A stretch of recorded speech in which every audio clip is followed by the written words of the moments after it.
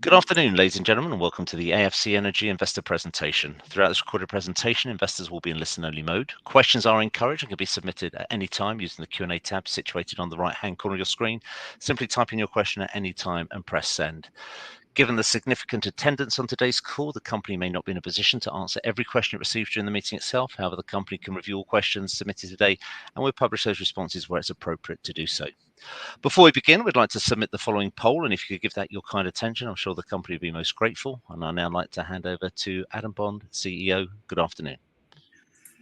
Good afternoon, Mark, and good afternoon, audience. It's great to be with you again this afternoon, our second Investor Meets Company presentation. It's a great opportunity for us to speak to as many of our shareholders as we can in one location. I understand there's a great turnout today of about 350 shareholders, which is fantastic, and as always, we very much appreciate your support. The structure of today's presentation is really a brief overview based on the results that we announced yesterday for the year ended October 2023, and to give an opportunity for shareholders to ask questions. And as Mark said, I believe a number of questions have been submitted. We may not get through them all, but we'll do our best to get through as many as possible. But to start with, the presentation today, as I said, is really around our results, which were announced yesterday. And for those who haven't seen them, we've announced a couple of new initiatives and ways of reporting information that we haven't used in the past. And I guess one of the first things that we've talked about in our results is the concept of an order book, which at the moment stands at about £27 million. The £27 million order book reflects contractual amounts, revenues, if you like, that our current customers and partners have committed to in contract, although admittedly some of those may be deferred in terms of timing into subsequent years. They won't all be recognised this year. And an example of that would be your Speedy Hire contract, where we have an amount of committed investment or committed sales, if you like, into our joint venture with Speedy Hire, which we've publicly stated at 4.7 million, and certain revenues will happen after that, which is defined as uncommitted revenue. So we tried to be very clear in how we've committed to, or stated committed versus uncommitted revenue, but an order book which is in the form of a signed contract of about £27 million. Cash at bank for the year of 27.4 million, which is compared to 40 million last year, which I think shows the way in which we are managing our costs, and Peter's going to talk a lot more about that in the coming slides. Loss after tax of 17.5 million, which is fractionally above where we were last year. And importantly, and you may have seen this in some of the announcements that we've been making of late, we're starting to recognise two individual divisions within our business. We don't account for them separately at the moment, but divisionally we now see a fuel cell business and a fuel conversion business, which is also referred to as our ammonia cracking technology. And so we'll be talking a bit more about that in the slides ahead. In terms of the fuel cell highlights over the last 12 months, I guess it's a progression. Most of our shareholders will be familiar with the concept of the H-Power towers that we deployed over the last 12 months into a number of customers' hands. Those systems were designed to unlock a market. They were all, I think 100% of them were deployed on a paid-for rental basis, so they were commercial in nature.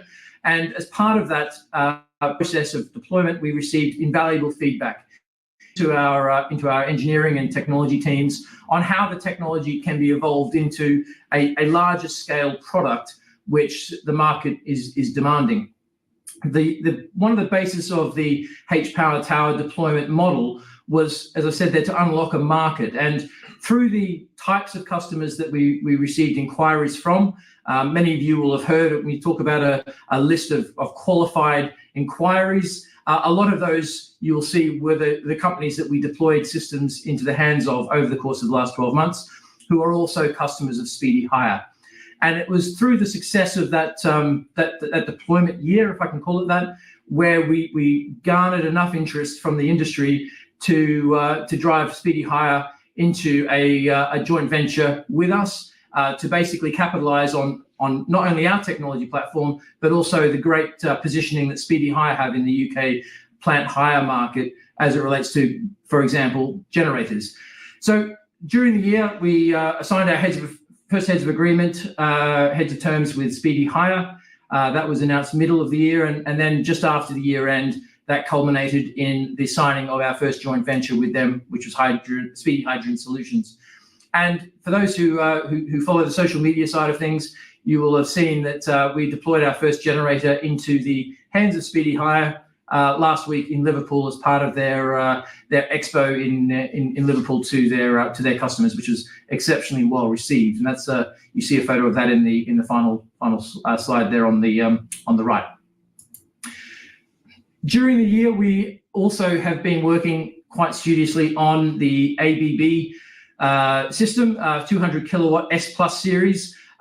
We often refer to it as ABB system. They've supported us and funded the development of it, but clearly that technology is not something that is exclusively available for ABB. It's also being marketed by a number of our other partners, and for example, TAMGO in the Middle East. But the work that we've been doing on the S Plus series, the 200 kilowatts, you can see a photo of it there. It does exist. It's nearing its operational milestone, and we're just, as I said, completing the build phase at the moment. But vastly, we're through most of that. For those who have developed new technologies before, sometimes you can build these things and it takes a little bit longer to iron out all of the bugs, particularly around the software and being able to operate in an automated way. And so a lot of the work we've been doing on the 200 kilowatt plus S Plus series generator has been to try and iron out a lot of those bugs whilst it's still in the manufacturing or build phase of the project. And so that's pushed us a few months into this year, but we're expecting to see the system generating power in the short term. One of the big announcements during the year was the entering into a distribution agreement with TAMGO, which is our Middle Eastern partner based in Jeddah, Saudi Arabia. TAMGO are part of the Zahid Group, which has been recognized by Forbes recently as one of the most influential families in the Middle East. And they're certainly very well positioned with companies like Caterpillar and FG Wilson, Doosan, Kubota, others. And they've selected us to be their partner into the Middle East. We are working with TAMGO on a number of deployment opportunities at the moment with some of the mega projects in Saudi Arabia in particular. And we are expecting to see our first orders coming from that relationship during the course of this year. Clearly, that is a little bit out of our control. We are supporting the TAMGO team with proposals. There are a number of proposals out there at the moment. So as soon as they're in, we will be making further announcements on that shortly. And then finally, there we have our relationship with Acciona expanding from an initial field trial last year into a first order of a 30 kilowatt generator, which will be coupled with a 45 kilowatt hour battery to form a 50 kVA generator package for deployment into Spain this year. The generator is under build at the moment, be starting its factory acceptance testing shortly. So you'll be seeing a little bit more information on that very soon. So a lot of progress this year, and you'll notice that most of that is on productization, not necessarily on technology in a pure sense. A lot of the work that we've done has been developing products based on customer feedback, and we're now starting to see the benefit of that work through the culmination of a £27 million order book. Which, as I said, we announced yesterday. The highlights of the year, I think, we can certainly talk about validation of construction market as our focus. We took that as a view about 2 years ago that we should start focusing on construction, and I think that's very much been validated with the uptake we've received from the construction industry, and the types of organisations, the tier one contractors coming to site at the moment with Speedy Hire has been tremendous. We've certainly seen a vast amount of interest that probably exceeded both Speedy Hire and our expectations when we first signed the joint venture agreement. The business model has always been something we've been challenged on in terms of, have you got the right business model? Is it a means of accessing customers at scale? We often refer to the diesel generator market being a $20 billion a year market, and I think during the last 12 months, and certainly the discussions with TAMGO and Speedy Hire, we have really validated that business model as a vehicle to scale deployment through the rental businesses and our dealers locally. The validation of the S-Series air-cooled technology, as much as we talk about a £27 million pipeline or order book, It's important to say that that doesn't include any values associated with the S Plus series, which is the system going to to ABB, nor does it include any revenue associated with the ammonia cracker. So that pipeline is exclusively the S series air-cooled technology and any ancillary infrastructure around that. We believe that is a quicker route to market, and we've had that validated with the interest that we've received to date. The component supply chain, we've spent a lot of time working on our supply chain. We get asked a lot, how are you going to scale? Who is going to help you scale? And the last 12 months, we've validated a component supply chain that has been set at a level that we believe it gives us the ability to scale as and when the demand is there. The impact of that scale on the pricing, we are now starting to see, as the last point there also alludes to, validations of over 50% cost reduction in components versus what we were delivering 12 months ago.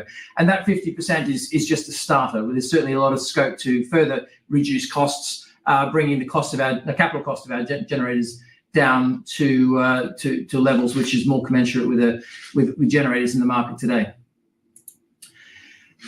So why the construction industry focus? We talk a lot about the demand in the industry, but why? I guess there's a number of drivers, and all of these are external to AFC. We do not have to create these drivers. They are drivers that are pulling the technology towards the industry rather than us pushing it. And that pain point, if I can call it that, is basically a result of renewables and batteries alone not being able to meet the requirements of off-grid power in the UK construction market, or indeed any construction market.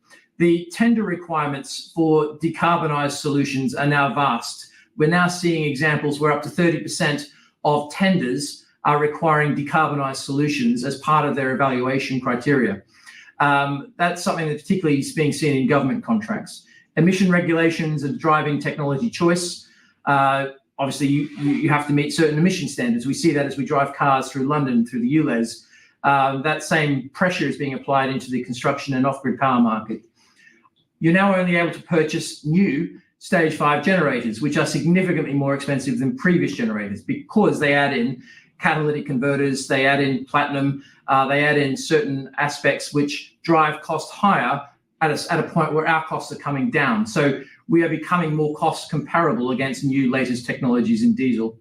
And I guess above all, tier one construction companies are being encouraged and indeed strongly encouraged to drive ESG, environmental, social and governance requirements by their shareholder community, as we all are as listed companies. So there's a lot of drivers moving the construction industry at pace towards a decarbonised future.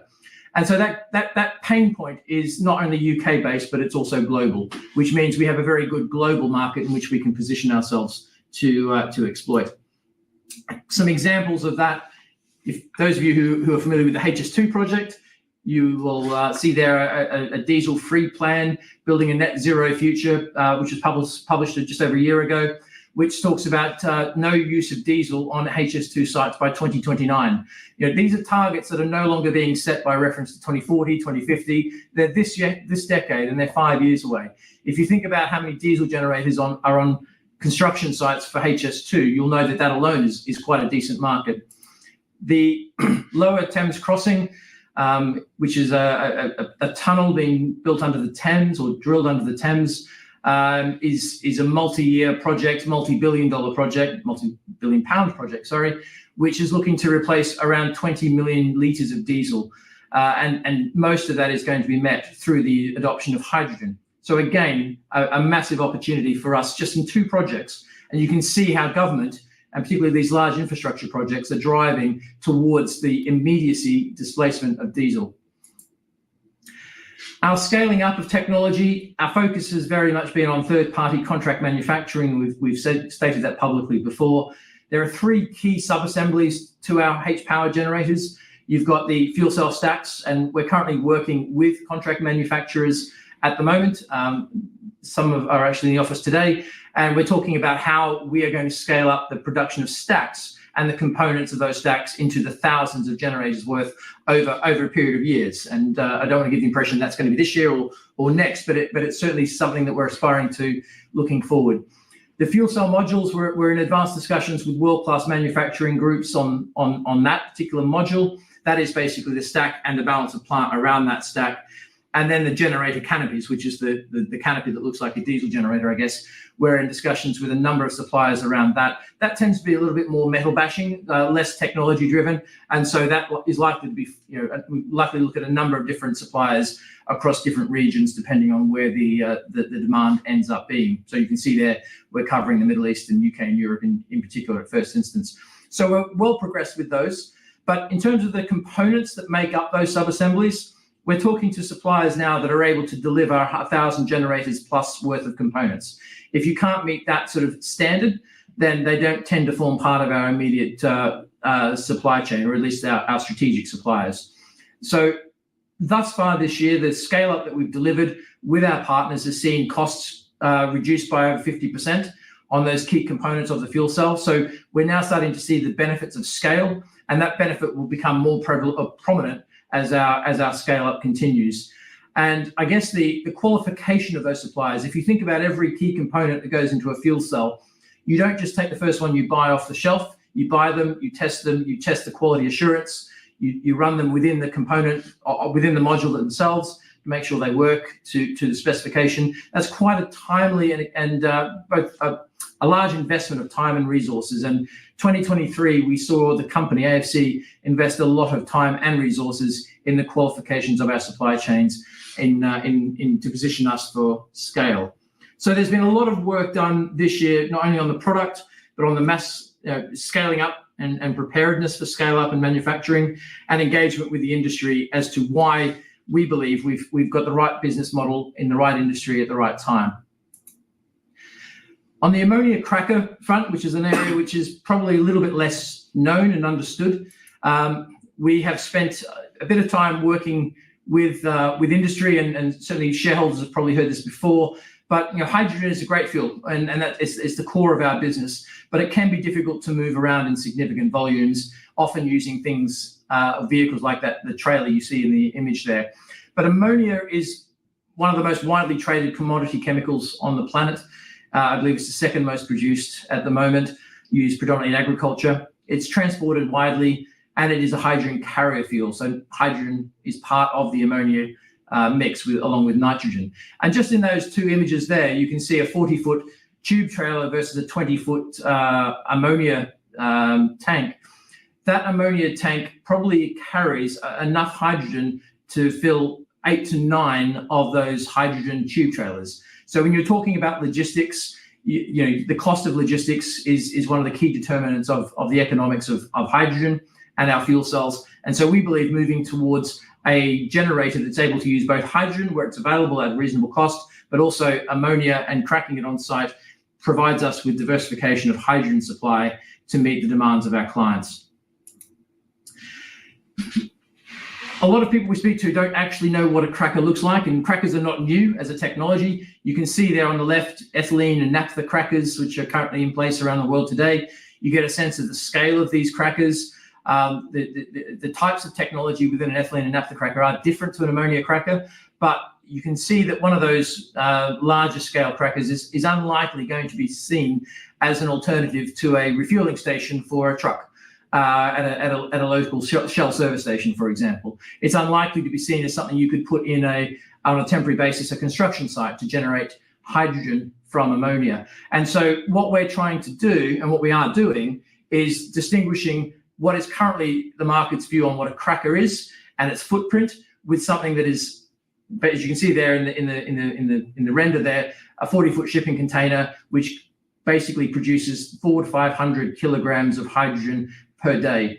Now, those 400 to 500 kilograms of hydrogen, just to put that into context, a traditional hydrogen, if I can call them traditional, a hydrogen truck, HGV, has a storage tank of about 15 kilograms of hydrogen. If we're able to produce 400 to 500 kilograms of hydrogen from a 40-foot container, you can see how that becomes an enabler for things like transportation using hydrogen as hydrogen trucks and buses and the like.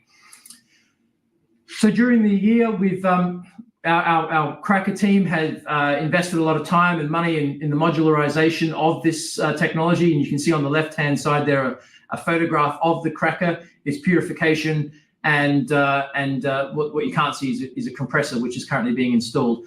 The system that we have in operation today is modular in design. It's scalable in design, so we can go as big as you need it to. It can fuel construction sites and become a hydrogen refueler, for example.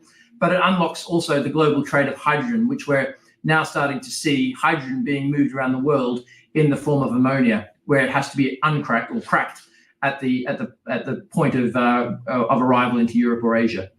What makes our technology different? We have a number of patents filed, and certain patents are under development as we speak. So we believe we have got a number of areas of novelty in those patents. It's a novel, modular, scalable design. There aren't too many people doing what we're doing, so we believe we've got a first mover advantage in that novelty. The fast startup and response time. If you think of those crackers that you saw in the previous image, the time from cold to hot running is measured in hours generally, in some cases over 12 hours. Our ammonia cracker has a response time that is measured in minutes, not hours. So the applications lend themselves more to the technology that we're developing. Low power requirements. We talk about 5% of an electrolyzer producing the same amount of hydrogen. So where you have low cost power, you obviously make the hydrogen there using electrolysis. But where you need to use it in other locations, you're often best to use an ammonia cracker to crack the hydrogen from ammonia at a much lower power cost. Our systems are very much designed for mass manufacture. Mike Rendell and his team are very focused on how you scale this up from a production perspective. This is not an area that has been mass produced in sort of the volumes we're talking about before. So it's important that we work with the industry to make sure that we are capable of mass production of these crackers. And of course, above all, the systems are portable and easy to install. We're not building a big petrochemical site. We are basically loading a 40-foot shipping container on a site with limited civils, being able to utilize that to make hydrogen as and when. And then if you ever decide to relocate that, it's easily removable. So again, much more nimble a technology platform.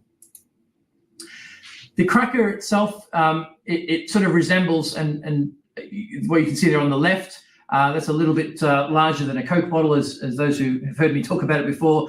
I often refer to it, functionally very different, but dimensions are not too far off. That ammonia cracker technology is able to be put into a purified system to create hydrogen for transport and power, such as a fuel cell. We are doing that as we speak. We are also working with some partners around using the cracker to create a pilot fuel on ammonia combustion, which tends to be greater than 1 megawatt class combustion engines, such as those used in maritime, where ammonia combustion is likely to be a future decarbonized solution for the industry. And we're also increasingly working with partners around producing a hydrogen-rich combustible fuel for industrial applications. And we have probably half a dozen customers at the moment where we're working to define what that technology application might look like in a real-world environment. So they're the three applications, but all of those, I should say, are predicated on the core technology, which is the ammonia cracker on the left. So to the financials, I'll hand over to Peter. Great, thanks, Adam. So if we could go to the first slide. So good afternoon, everybody. I'm the CFO. I've been here just over a year. So this is my second set of results. And I think straight off the bat, what I'd like to say is we are reporting a month earlier than we did last year. It feels very good to be doing that. We've built a really strong team here, and the proof is in the pudding. As Adam said, for 2024 to be about scaling up, 2023 needs to be about investing. And so I thought the best way to walk us through the results was to look at the cash flow, because most of the story of 2023 is in the cash flow, and that's the easiest way to explain what happened. So as I say, investing in both the product and the facilities, laying the groundwork for scaling up. We've focused on all the areas, or we covered all the areas Adam has talked about, but the particular focus, certainly in terms of cash, has been on moving from the 10 kilowatt generator to the 30 kilowatt generator, reflecting the customer feedback and the field trials we've had. We've identified this sweet spot in construction sector, and that's around about the 30 kilowatt mark.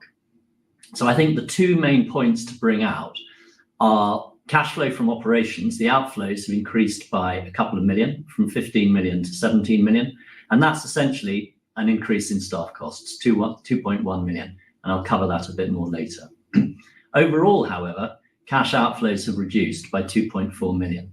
And that's primarily driven by two areas. We've managed to accelerate our tax credit recoveries, and we got a 2 million from ABB, which again I'll cover later. But I think on this acceleration point, a lot of the work we've been doing is behind the scenes around systems and processes.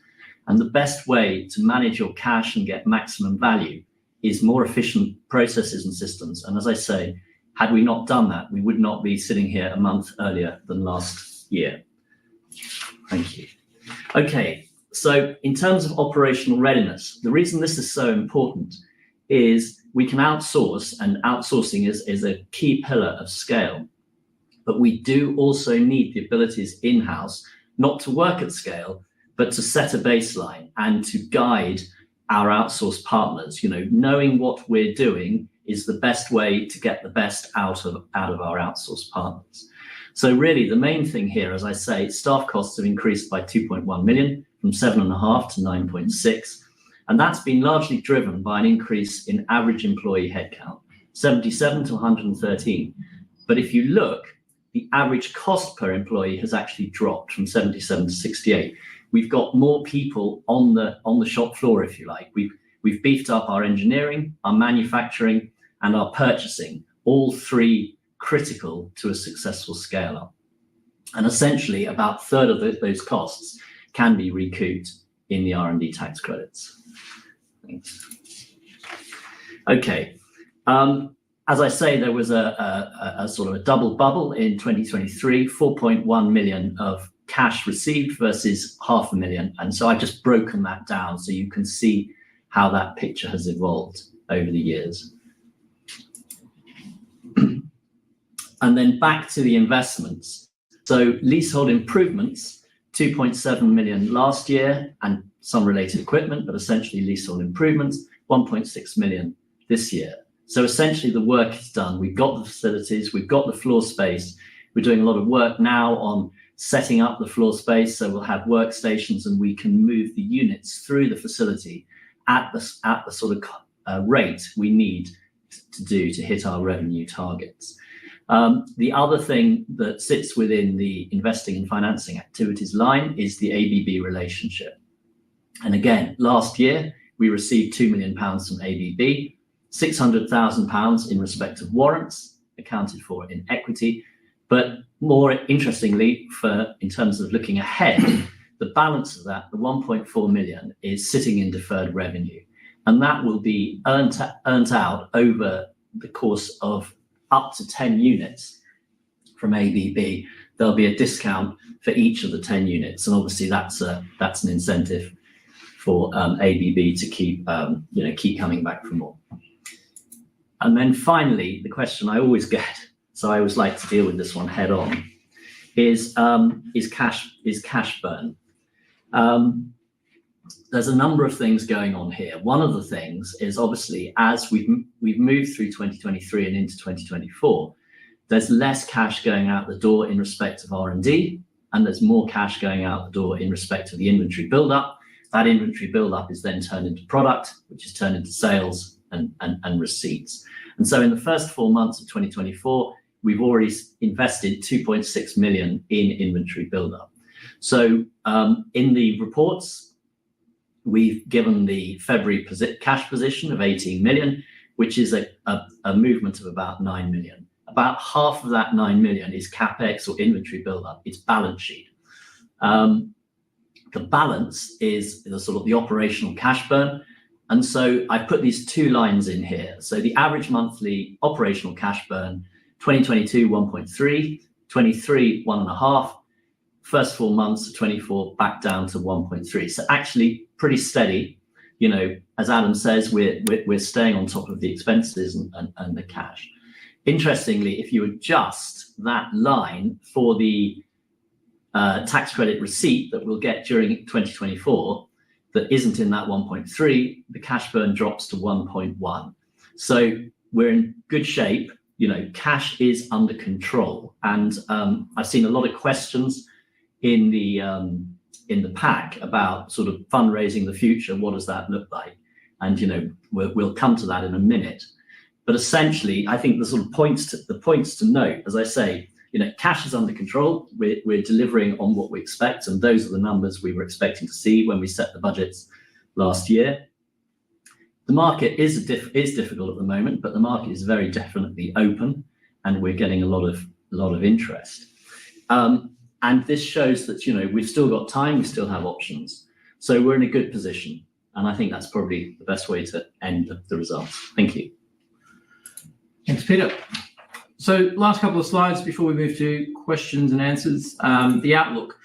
On the revenue front, as I mentioned earlier, we have an order book of 27 million as of March 2024. The majority of our revenue targets in analyst consensus, for what it's worth, can be met with our existing customers and dealers.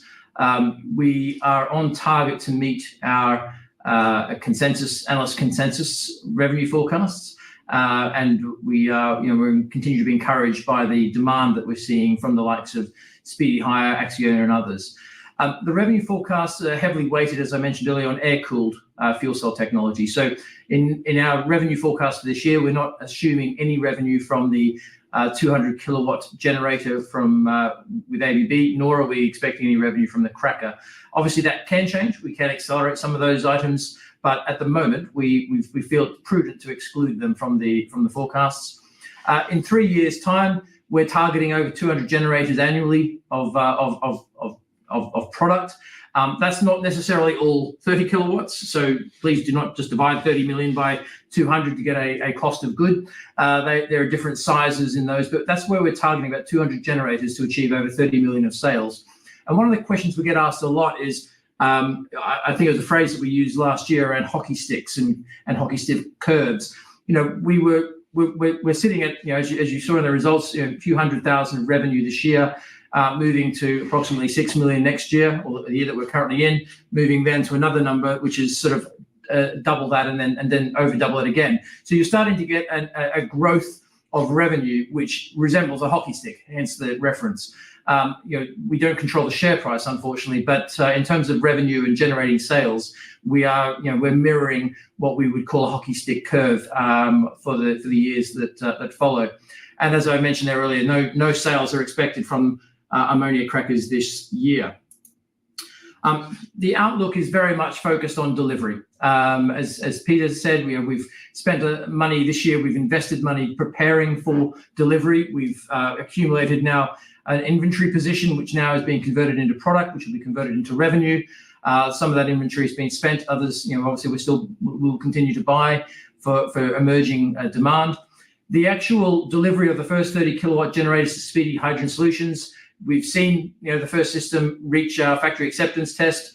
We've now received the attestation of conformity for the CE mark from TÜV SÜD. So we're confident now that there'll be systems in the market pretty soon. We're working with Speedy Hire on selecting those first customers based upon the demand that we've seen to date, and that pipeline of demand is only continuing to grow. Delivery of our first system to Acciona, I mentioned that's now within the next few months. First TAMGO commercial orders into the Middle Eastern market, which is an important stage of our diversification of supply away from just the UK market into the Middle East. The target is to start looking at not only receiving those commercial orders, but then obviously delivering those orders into the Middle East during the course of this calendar year. The delivery of the first 200 kilowatt system, delivery is not necessarily CE marked, which I know is we said is a prerequisite to go to ABB, but that CE marking process, which took us about 6 months on the air-cooled generator, we expect to basically start that process in full knowledge of now what's required. Having gone through it once with the S series, we're well positioned to maybe speed that up a little bit for the S Plus series. So that will be commencing this year. We will be announcing more supply chain partners and manufacturing partners, which will give you the evidence and confidence to see the growth trajectory of our scale-up strategy. The ammonia cracker that we have on operation at the moment, we're continuing to validate that and see that operating successfully.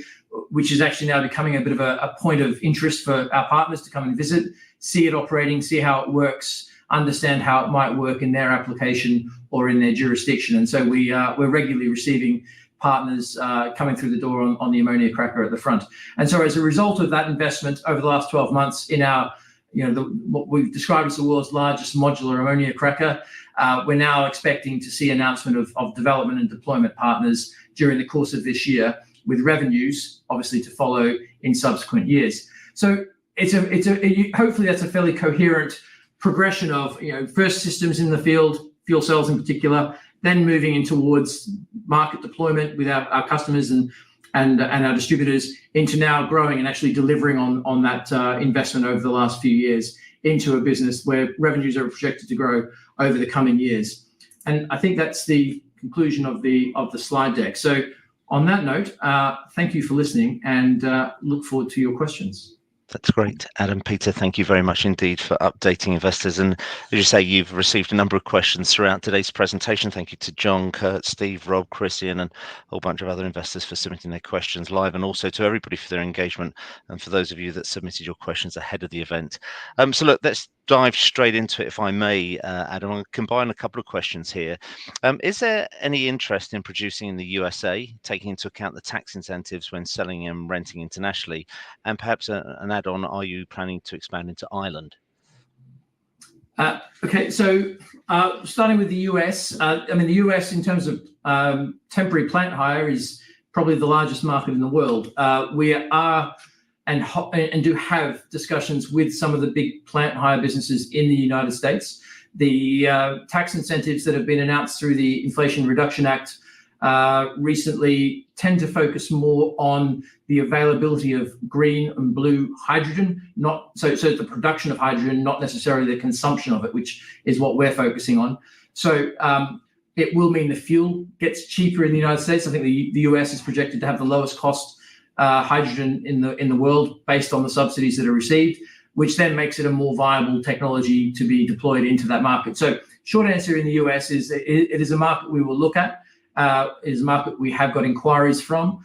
I would say at the moment we've got a great partner in Speedy Hire, and we've got a very big market which we have first mover advantage in the Middle East.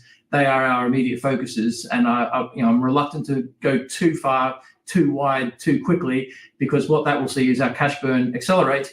And I'm really all about delivering our commitments this year and seeing revenue hit the books this year, rather than create a bigger pipeline without the delivery behind it.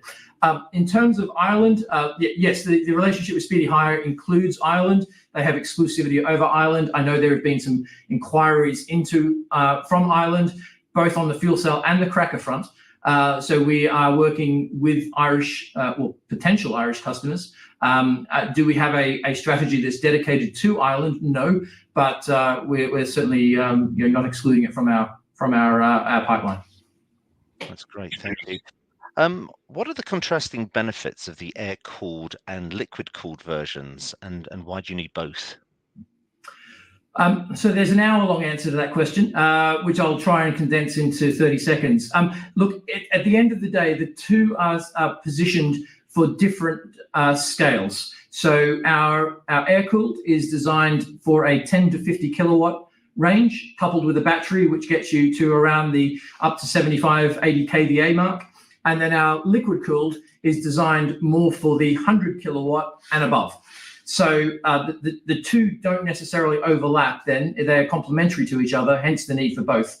When we talk to the construction businesses, they talk about their sweet spot being in that sort of 30 to 50 kVA range, which is why we started at that level. And if you speak to Speedy Hire, and I don't have the exact numbers, so this won't be true, but they don't own many 1 megawatt generators, but they own a lot of 30 kilowatt generators. So if we want to get volumes up, if we want to get revenues up, if we want to get the supply chain working in a way that brings costs down based on volume, you start at the point where the highest volume is. And that's why our focus is very much on air-cooled generators for the construction market to drive volume. In the same time, we're working on some of the scale-up opportunities around the S Plus series, which are going to be more valid when you're looking at backing up megawatt data centers when you're looking at maritime applications where the air-cooled just won't be big enough. So different markets, different applications. Focus today is on the S series air-cooled. That's great. And sticking just with the S Plus series, how long do you think certification will take? As long as the certification agency take to opine is the cute answer, I guess. But I mean, at the time of when we started the S series approach with Tufsud, about 6 months before we got the letter confirming that we've complied with all of the CE standards and requirements. So if I said 6 months, I'm probably not going to be a million miles away, but you don't control that timeline. That's a timeline that someone else is controlling for you. You can only present the information in a way that they want to see it, presented in a way which is robust. And I think the information gathering and the experiences and learnings we got from the air-cooled system will only help accelerate or at least achieve the same type of time frame as we've just experienced. That's great. Thank you, Adam. Let's just turn to, I guess, manufacturing. A few questions we received around this. I mean, do you have any plans to manufacture fuel cells for use in aviation? No. Short answer. Very different market, and our market is about displacing diesel generators. We don't want to be everything to everyone. That will be a very different and probably a very difficult conversation to have with our shareholders next year when we're promising a much longer term. Aviation is going to take years to develop and to implement, and whilst it will be a big market, and we know the company's playing in that space, it's not a market we're focusing on. Thank you. Who is manufacturing our fuel cell stacks, and is it the same company being considered for manufacturing the complete systems? We have multiple companies that we're talking to about manufacturing our stacks. One who actually does manufacture them is in the room next door to us at the moment. So at the moment, we're not disclosing names. The company that we're working with is a highly reputable organization who has already manufactured our S Plus series generators for the ABB generator, and they're now moving towards manufacturing the S series stacks for our latest 30 kilowatt generator. We have other options. It's always risky to put all of your eggs in one basket. So we have other partners that we're talking to about scaling up some of their production around stacks in particular. But they, we're not in a position at the moment to announce who they are, but we will be talking about them very soon. That's great. Sticking along the kind of same theme, will the company need to invest any funds into the outsourced system mass manufacturing lines? It's early stages, but sometimes you do, sometimes you don't. What we're not expecting, if we do invest, it'll be small things. It certainly won't be sort of material cash outflow. That's not part of what we're looking at. That's great. And then perhaps just finally, what scale does the company envisage for contract mass manufacturing in 2025? What scale? I guess in terms of numbers of models or total number of kilowatts, megawatts, or gigawatts. Yeah, look, I mean, we've given you a sort of a hint of 200 generators in 3 years' time. So you can assume it will be less than that in 2 years' time, and less than that in 1 year's time. So you can assume that there'll be a cascade upwards of generators out the door. I would say, and it is an important point, I think for companies like AFC, who are now starting to work with third-party contract manufacturers in scaling up their business, one thing that we as a company have taken a view on is you never lose the ability to manufacture in-house. At the moment, we're manufacturing all of our generators in-house. We, as I said, we're using some third-party contract manufacturers for some elements, which is almost we're starting that journey of third-party contract manufacturing, but we do not intend on losing that capability in its entirety. So what we externalize will not be reflective of the full fleet of generators that we produce. There will still be a cut of internal production and external production. Thanks ever so much, Adam. Let's turn to partnerships with a few questions around partnerships here. Once the Speedy starts delivering generators to their customers, how do you see the supply of hydrogen to sites taking place?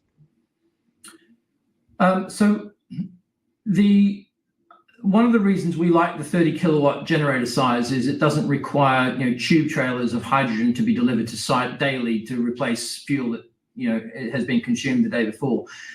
With the size of the 30 kilowatt generator and the sort of the number of generators we're looking to produce over the next year or two, there's certainly enough hydrogen in the UK to cover the demand. We are working with the likes of Air Products, BOC, Air Liquide, others who generate hydrogen today, both green and grey hydrogen.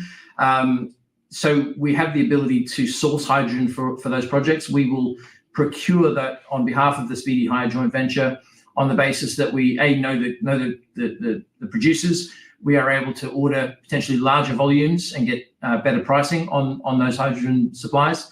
But also we have invested in a couple of hydrogen trailers to store hydrogen, to move hydrogen around, which I think we announced a couple of months ago, just before Christmas, which we purchased from Octopus Hydrogen. And that gives us the ability to start to influence and control the distribution pricing of hydrogen, which a lot of people talk about hydrogen being expensive. The actual hydrogen gas itself is not massively expensive. It's the actual cost of logistically moving it from A to B, which is the big price. So whilst our ammonia cracker is being developed and perfected as part of our development program of the cracker, we are able to capitalize on hydrogen availability from our partners and also distribute it logistically into customer sites. Thank you. A couple of questions, I guess, around partnership extensions. Aside from Speedy Hire, do you have any plans for sales collaborations with other companies? Always, yeah. We're not going to be static in terms of, we've got one customer. Let's try and deliver as many fuel cell systems as we can into that one customer. It's all about growth and diversity of supply and demand. And we have got. We talked about the US moments ago. We have inquiries from Australia. We have inquiries from India. We have inquiries from Germany. We have inquiries from any part of the world. I think partly the challenge is how do you not are there opportunities to grow? It's how do you do it in a way that mitigates your exposure on cash burn. And some of these, if you look at the relationships in the Middle East, we signed that MOU 3 years before we signed the distribution agreement. That was quite a lot of investment of time and effort to go into that distribution agreement. Now that we're there, we're able to move forward and hopefully start delivering on orders received this year. But I think at the moment, if the Middle East in particular becomes as big as we think it can be, then we're going to be busy for a few years to come without extending too far beyond where we are at the moment. Thank you. Let me read the next question. Much has been made of the TAMGO partnership. We've heard about the dealership agreement, but the market has little to go off to value this partnership. Will we hear more about what this is actually worth to AFC? It's a good question, and it's a hard one to give an answer to that doesn't breach NDAs and things. I think the interesting thing for the Middle East, and you've got Saudi in particular, if I can draw that as a particular country out of the region, you've got some of the largest projects in the world being delivered in Saudi Arabia at the moment, and you're no doubt funded by some of the revenues that they're receiving from the sale of oil. But in contrast, they are looking to try and make those cities as sustainable and green as possible. And we know things that aren't necessarily public, which state that some of these projects are looking to go off of diesel by 2030 as part of the country's plans for Vision 2030. And if you're removing diesel from any one of those projects, the size of that market is enormous. We know, because we're working with TAMGO directly on some of the proposals that they are receiving interest from. We know through a very transparent and open relationship we have with TAMGO where the opportunities are emerging. And so for us, it's about working with TAMGO to educate them and to educate their customers on what does it mean to diversify away from diesel into hydrogen. How, the questions like, how do you get hydrogen to site in the middle of the Arabian desert? How do you change hydrogen cylinders over. As simple as that. It's an education process that you need to go through, and we are going through that as we speak. However, if I was to look at the market opportunity, that is by far the biggest market we're looking at today. That's great, thank you. Just turning to ABB, what date can we expect delivery of the first 200 kilowatt system? So I alluded to it earlier in the presentation. I mean, there's a delivery. I'd be careful how I describe delivery. We are looking to do two things. We're looking to have operational our first 200 kilowatt generator, which will be in the next few weeks and months, and probably few months as opposed to a few weeks. I would then say we go through a process, which is the certification, which we talked about earlier as being 6 months. And then after that certification, we're in a position to hand the system over to ABB. That will still be a prototype system. It will be the first one, but it will be a system that not only has passed the factory acceptance test, but has also gone through the certification process. So delivery of the generator in an operational sense, we're talking in the next few months, but delivery to a site of ABB's choosing is probably sort of at least another 6 months from there. Okie dokie.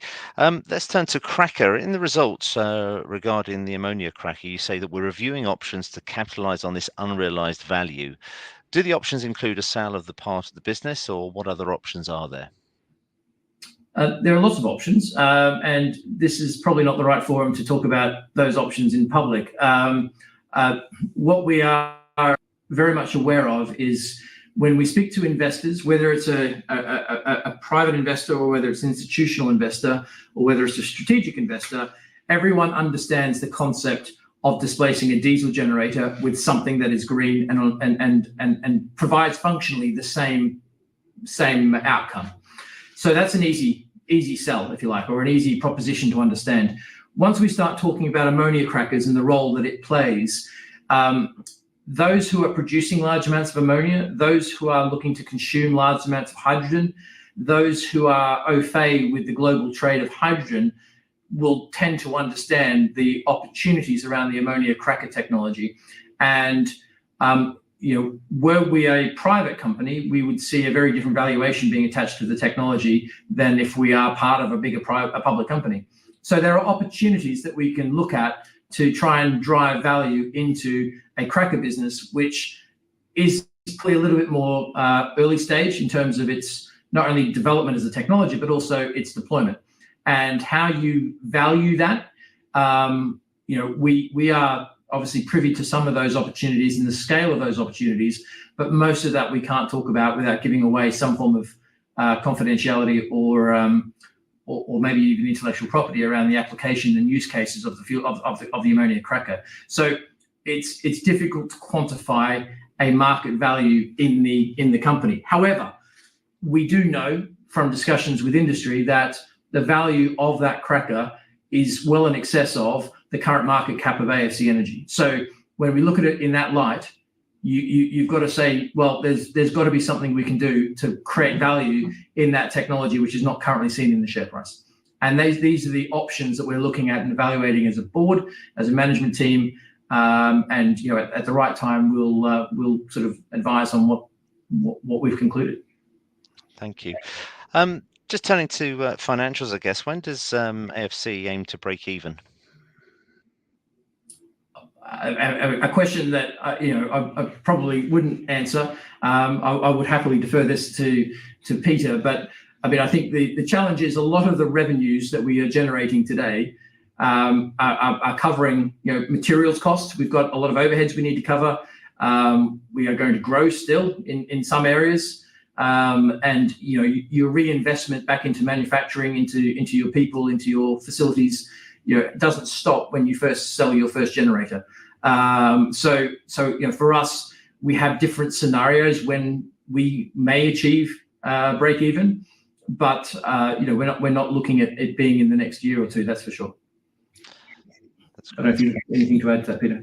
Yeah, I mean it's also very important, as Adam was saying in the last question. There's a question here of value, and the classic way of valuing a company is your discounted cash flow, but obviously that's a very sort of standard model. What the numbers don't really communicate very clearly is the de-risking process that's going on. Each time our as time goes on, our products become, the commercial side of the product gets de-risked because we've proven the market. The technology gets de-risked because we've got field trials, we've got sales, we've got data. The operational side gets de-risked, and there's a huge value accretion in the de-risking. It's hard to see it in the numbers, but the fuel conversion business is a great example of that. But there's de-risking going on behind the scenes here as well. So we haven't guided on a break-even point, but that's not the single sort of value creation point. There's a lot of value being created in the background as well. That's great, thank you.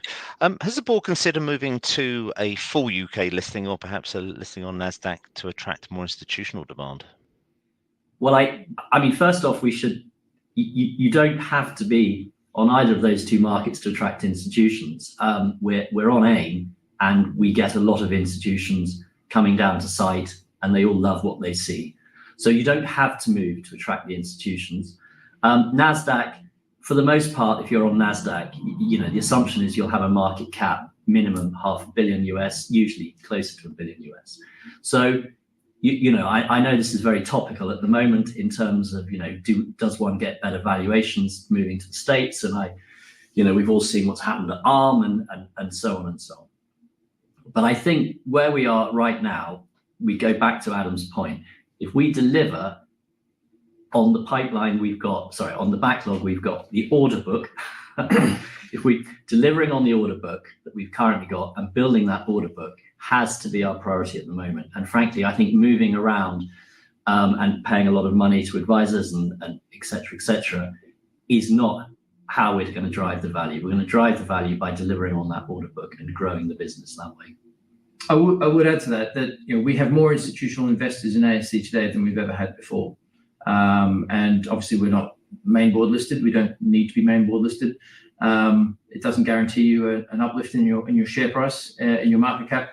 So I'm actually at the moment really quite happy with the level of interest we're getting from institutional investors. As Peter said, we've got quite a number of them coming to site at the moment to learn a bit more around what we've actually achieved and what we're doing to drive value in AFC Energy. Thank you. You just touched on the order book there, and there are a number of questions both submitted during the live event and pre-submitted. And I guess wonder whether you can give any commentary around the order book, just briefly around the stated book of 27 million. Is that committed, or how much is still to be committed, and what's the true value really? I mean, the true value is a £27 million order book in contracted form. So this is not us stating we've bid for 27 million of grants. We've not bid for, the grant that we've received, 4.9 million, isn't included in the order book. So it's in addition to that. So it is purely sort of revenue, which is articulated in a contract, but is both committed and uncommitted. And there's no science and magic around the words committed and uncommitted. It's basically, we're committing this amount this year, we're committing this amount the next year, we're committing another amount the year after. And so what we're trying to do is not give an articulation of an order book which is contractually committed and binding. We haven't distinguished between what is committed and uncommitted in value terms, and we won't be doing that today. But I think if you were to do an analysis of our revenues are going to start, as I said, follow that hockey stick, you can start to see that this year is going to be less than next year, and the year after is going to be bigger again. So you can assume that I think our consensus revenue for the year is somewhere between £5 to £6 million of revenue this year. So that gives you a sense of what may be committed versus what's not. And it's probably worth answering one of the other questions, which is just to confirm that the 4.7 million that we discussed in previous press releases relating to Speedy Year 1 orders is in that order book. Yes. Thank you. Well, look, we're coming up to the hour, and I know we've got so many questions. For every one question I seem to read out, there's others coming. So I'll try and just go into these couple of categories, which is around fundraising. Does AFC Energy need financing in the next 3 years? And if so, will retail be able to participate? We want to scale up. So it's all about the rate you scale up. We think there's a massive, we don't think, we know, we've demonstrated there is a massive opportunity out there, and we want to meet that opportunity. And to scale up at the rate we feel we need to meet that opportunity will, at the right point, require additional funding. Yes. Thank you very much indeed. And I guess, look, just before I ask you the final question, just thank you once again to everybody for such wonderful engagement this afternoon. And I hope we've covered a number of the topics that you've looked to address, and we will make the questions available post today's meeting to you.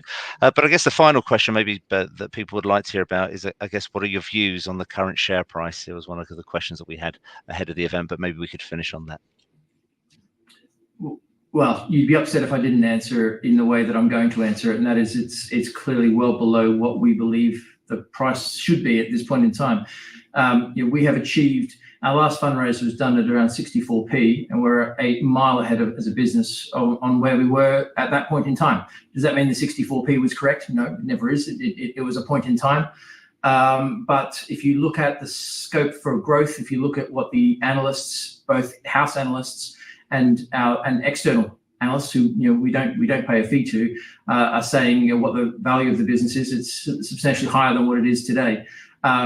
So I think we are still caught in a slight macro circumstance where we hear from institutions who invest in us. We have some institutions bringing us up, going, I've got more redemptions. I need to sell a few more shares because I'm being told to.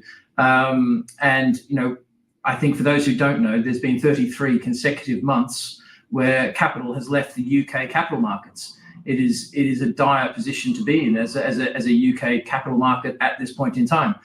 We are listed on that market, so we're not immune to the effects at a macro level that 33 months of consecutive redemptions from fund managers has had on the market. I would say that if you look at us at an enterprise value, i.e. you take our market cap and you reduce our cash position, we are actually one of the highest valued fuel cell hydrogen businesses in the world today. And I don't think that is fully appreciated by the market.